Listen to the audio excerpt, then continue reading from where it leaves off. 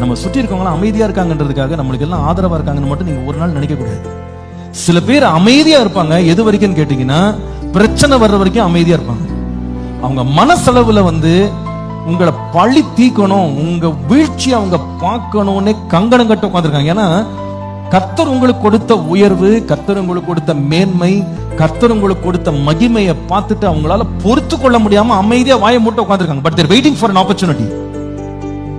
ஒரு நாள் இவனுக்கு பிரச்சனை வரும், அப்ப நான் என்ன யாருன்னு காமிக்கிறேன். எஸ், சம்டைம்ஸ் லைஃப்ல சில ப்ராப்ளம்ஸ் வருது, சிலதெல்லாம் நல்லது. ஏன் தெரியுமா? சில பிரச்சனை வரும்போதுதான் அவருடைய உண்மையான வண்ணம் என்னன்னு வெளியே தெரியும். The true colors of some people will come out when you go through problems. உங்களுக்கு ரொம்ப அன்பா சொல்கிறேன், நாம அடிமைத்தனத்துல போய் சிக்காம இருக்கிறதுக்கு பிசாசு நமக்கு முன்பாக எழுப்புகிற இந்த தூஷண வார்த்தை இருக்கு பாருங்க, அதுல நீங்க பலி ஆயிடவே கூடாது. இது ஒரு ட்ராப்.